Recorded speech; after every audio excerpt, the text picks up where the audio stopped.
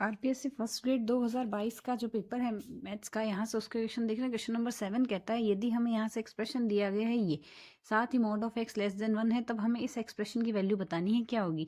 तो इस एक्सप्रेशन पे आने से पहले अगर हम यहाँ से देखें log 1 प्लस एक्स को हम लिख सकते हैं एक्स माइनस एक्स स्क्वायर बट्टे 2 प्लस एक्स क्यूब बट्टे 3 माइनस एक्स की घात 4 बट्टे 4 सोन चलेगा। और इनकेस अगर 1 माइनस एक्स हो लॉग में, तो यहाँ से सारी वैल्यू नेगेटिव आएगी कुछ इस तरीके से।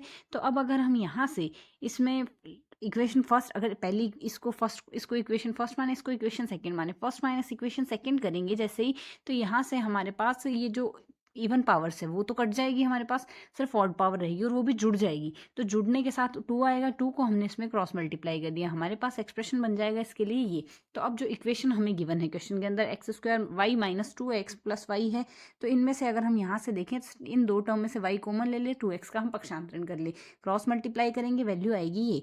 तो अब अगर हम इसमें योगांतरानुपात नियम लगाएं, योगांतरानुपात नियम कहता है यहाँ से y के बट्टे में हम यहाँ से अज्यूम करते हैं 1 है, तो ऊपर तो हमने y प्लस 1 लिख दिया और 1 प्लस वाई और 1 माइनस वाई ये किया है। तो रेस्पेक्टिवली यहाँ से भी ऊपर तो आएगा plus 1 plus x square plus 2x और नीचे आएगा यहाँ से माइनस। इसको अगर हम सॉल्व करते हैं, ये बन रहा है 1 प्लस एक्स का होल स्क्वायर और ये बन रहा है 1 माइनस एक्स का होल स्क्वायर, ये एक्सप्रेशन हमारे पास बनेगा। तो अब अगर इसको हम सॉल्व करते हैं, दोनों पक्षों में लॉग ले लेंगे, जैसे ही लॉग लेंगे हमारे पास यहाँ से वैल्यू आएगी। इसमें अगर हम 2 का क्रॉस मल्टीप्लाई कर दें, जैसे ही क्रॉस मल्टीप्लाई करेंगे ये log 1 plus x upon 1 minus x बनेगा। तो यहाँ से अगर हम देखें, इसको पूरे को ही क्रॉस मल्टीप्लाई कर देते हैं, जैसे ही हम इस पूरे को क्रॉस मल्टीप्लाई करेंगे, साथ ही 1/2 से गुणा कर दे, तो ये 2 जो है हमारे पास, यहाँ से हमारे पास 2 बचेगा। तो अब अगर हम यहाँ से देखें एक्सप्रेशन, तो हमारे पास यही है।